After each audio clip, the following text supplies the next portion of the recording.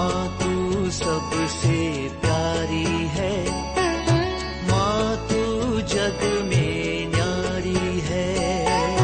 माँ तू सबसे प्यारी है, माँ तू जग में न्यारी है।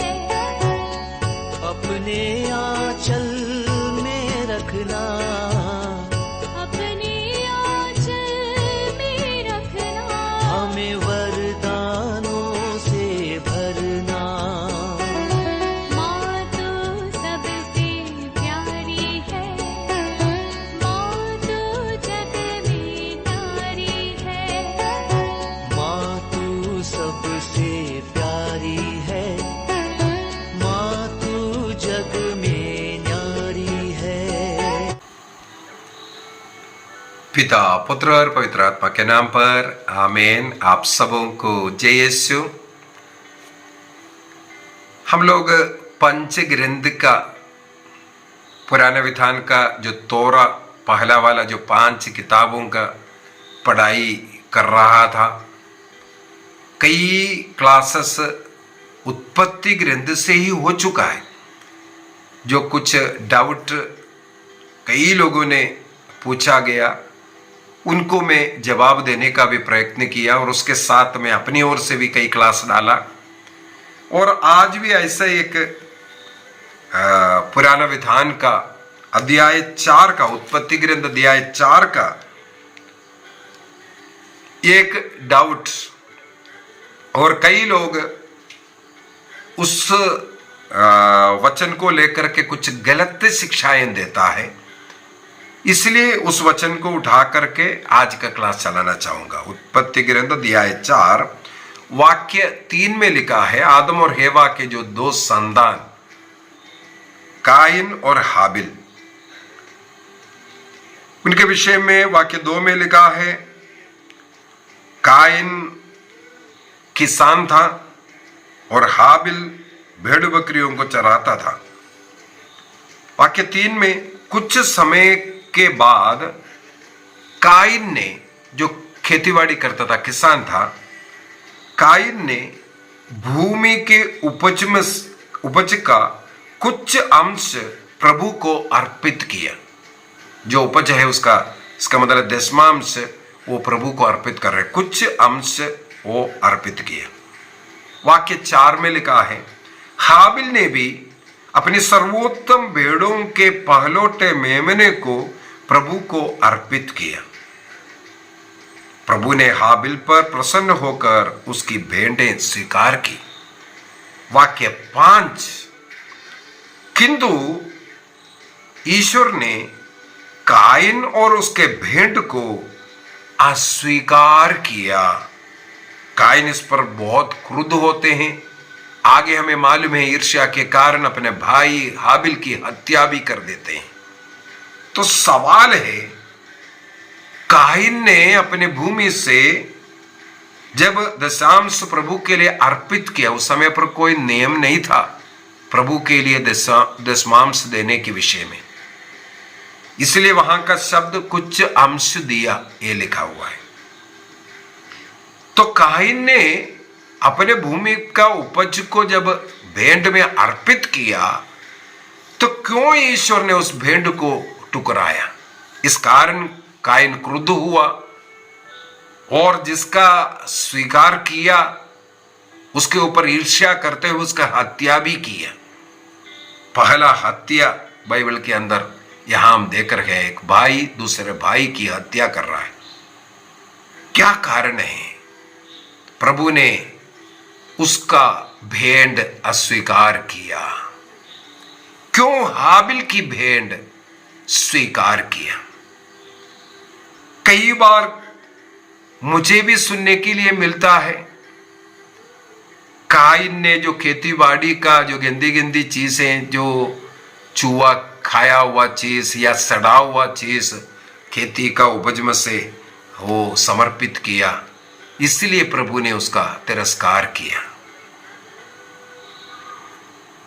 या वो थोड़ा सा ही दिया, क्योंकि वहां लिखा है भूमि के उपज का कुछ अंश प्रभु को दिया करके, इसलिए थोड़ा सा दिया था दशमांश पूरा नहीं दिया इसलिए अस्वीकार किया। कई ऐसे गलत शिक्षाएं हमारे बीच में चलता है, पता नहीं कैसे कैसे आप लोगों ने सीखा है। और हाबिल उसने अच्छा मोटा ताजा वाला अच्छा वाला दिया, इसलिए उसका स्वीकार किया। यदि हम लोग इस बाइबल का इन वचनों को सही रूप से थोड़ा मन लगा करके पढ़ेंगे, तब हमें ये भेंट के कारण प्रभु ने भेंट को तिरस्कार नहीं किया ये पता चलेगा। काइन ने क्या भेंट चढ़ाया, वो कटा हुआ था, फटा हुआ था, या सड़ा हुआ था, या कम हो गया, क्या है, उस भेंट के कारण प्रभु ने उस भेंट को तिरस्कार नहीं किया। दूसरी बात, ईश्वर ने हाबिल के भेंट को, वो जो बकरा चढ़ाया, वो मोटा ताजा अच्छा था, इसी वजह से उसको ग्रहण भी नहीं किया। हाबिल का भेंट स्वीकार क्यों किया, काइन का भेंट क्यों नहीं स्वीकार किया, इसका उत्तर बाइबल के अंदर ही लिखा हुआ है। उसी चीज को हमें स्वीकार करना, समझने की जरूरत है। अभी मैं वाक्य 4 में जा रहा हूं फिर से। हाबिल ने भी अपनी सर्वोत्तम भेड़ों के पहलौठे मेमने को प्रभु को अर्पित किया। इसके बाद लिखा है, प्रभु ने हाबिल पर प्रसन्न होकर उसकी भेंट स्वीकार की। हाबिल की भेंट पर प्रसन्न होकर के उन भेंटों को नहीं स्वीकार किया। ईश्वर हाबिल पर प्रसन्न हुआ है। हाबिल के स्वभाव, हाबिल की प्रवृत्ति, हाबिल की मनोभाव, प्रभु उस पर प्रसन्न हुआ, उस व्यक्ति में प्रसन्न हुआ। उसकी भेंट पर नहीं, बल्कि उसके मनोभाव पर, उसके वो प्यार पर, उसकी आदत पर, उसके स्वभाव पर, हाबिल पर प्रभु प्रसन्न हुआ। हाबिल पर प्रसन्न होने के कारण ईश्वर हाबिल का चाहे कोई भी भेंट चढ़ाए उसको स्वीकार किया।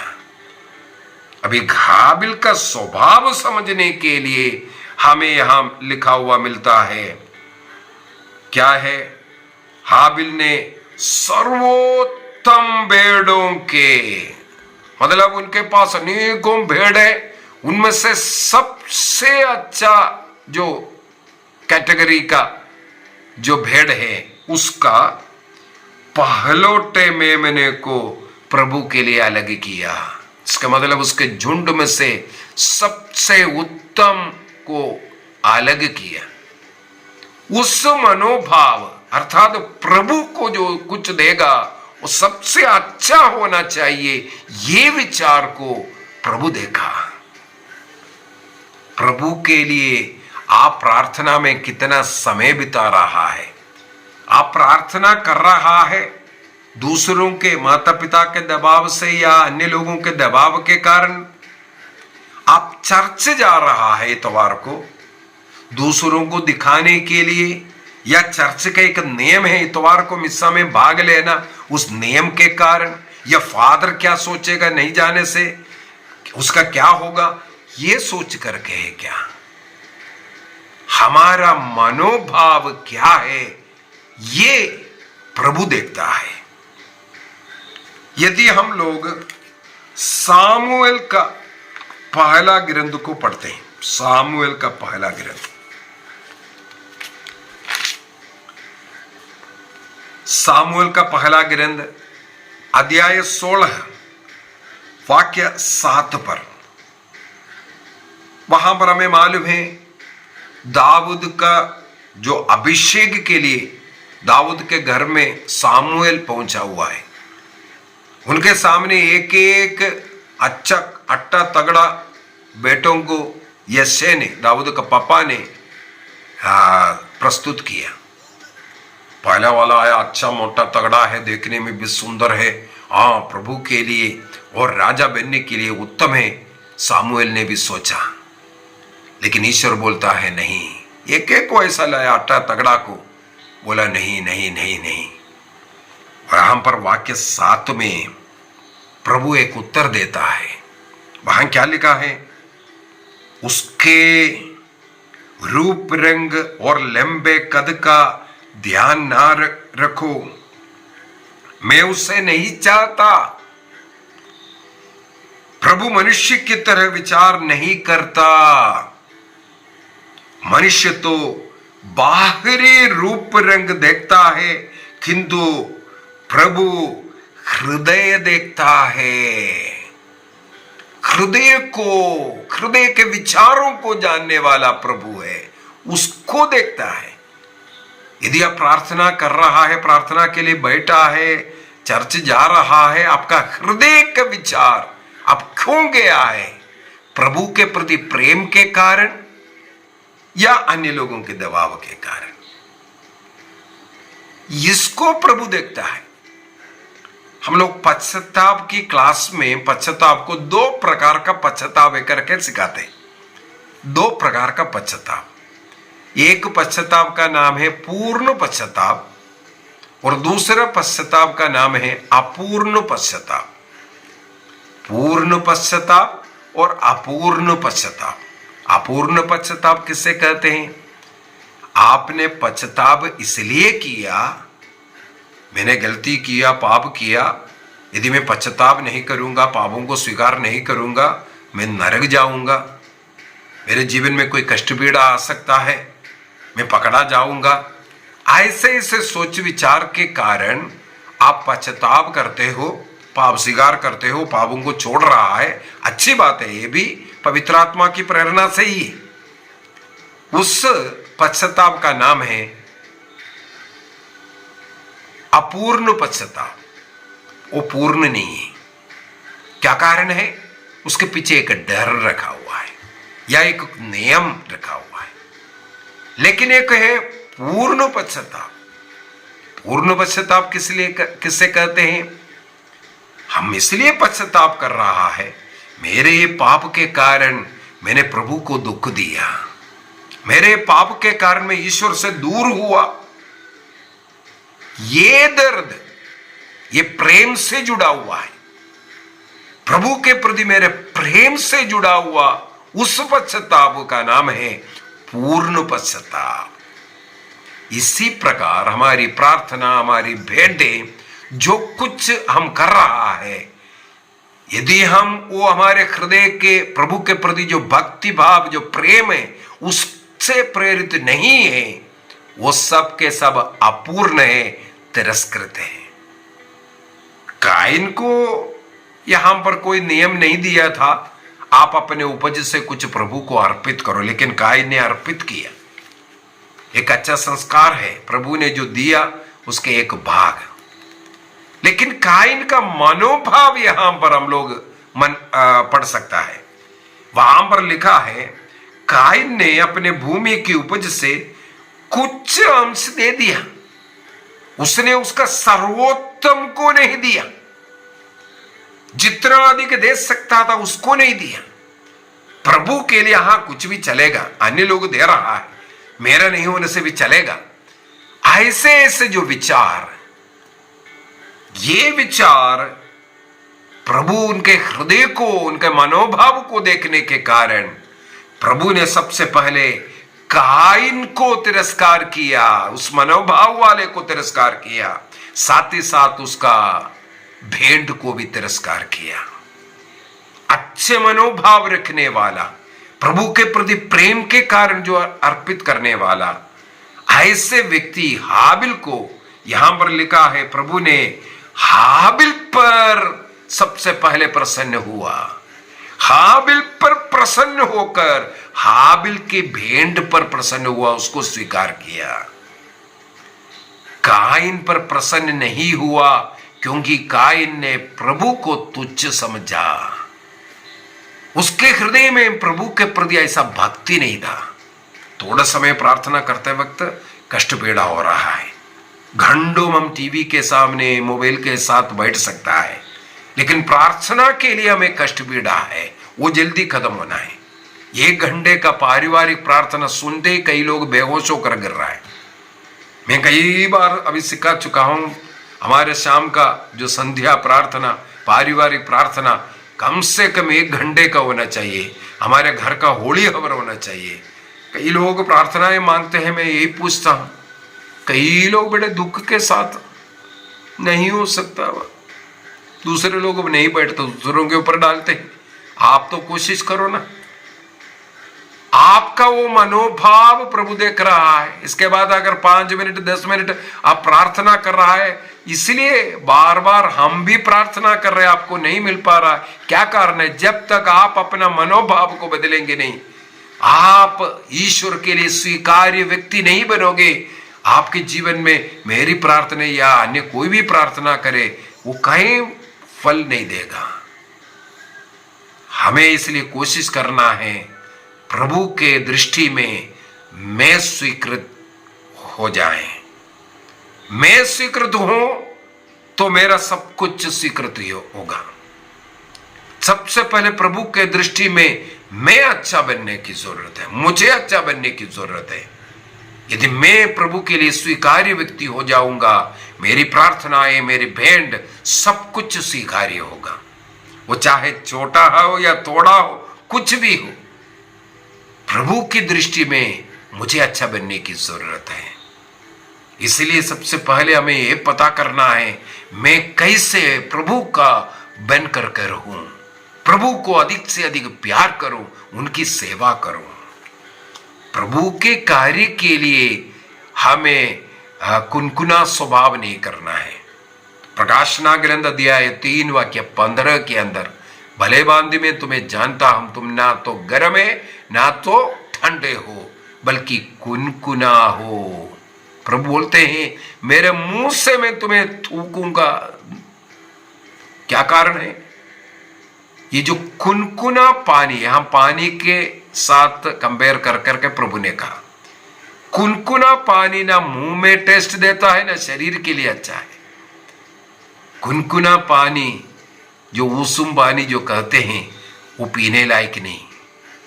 उसको प्रभु बोलते हैं मैं मेरे मुंह से उगलूंगा।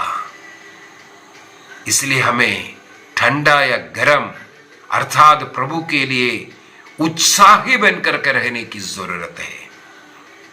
नबी यिर्मयाह का ग्रंथ अध्याय 48 वाक्य 10 में लिखा है, जो प्रभु के कार्य में जो शिथिलता दिखाता है, जो कुनकुना स्वभाव का है, वो शापित है। ये लिखा, प्रभु के कार्य में शिथिलता दिखाना। हमें प्रभु के लिए उत्साही बनने की जरूरत है। यदि हम प्रभु के लिए उत्साही है, हम प्रभु के लिए स्वीकार्य व्यक्ति, तब हमारी प्रार्थनाएं स्वीकार्य होगा, तब हमारे मनोरथ पूर्ति होगा। तो हमें कोशिश करने की जरूरत है मेरा जीवन प्रभु के लिए स्वीकार्य जीवन हो। प्रभु की आत्मा से मैं संचालित रहना चाहिए। रोमियो का पत्र दिया है 8 वाक्य 9 में लिखा है, जिस व्यक्ति में ईश्वर की आत्मा निवास नहीं करता, अर्थात ईश्वर के मनोभाव नहीं है, ईश्वर का समान नहीं है, ईश्वर का सोच नहीं है, ईश्वर के जैसे प्रेम नहीं है, तब प्रभु के लिए वो स्वीकार्य व्यक्ति नहीं है, वो ईसाई भी नहीं है। तो हमें प्रभु को धारण कर, प्रभु के जैसे रहकर, प्रभु के मनोभाव जैसे रहकर प्रभु के लिए एक स्वीकार्य व्यक्ति बनना है।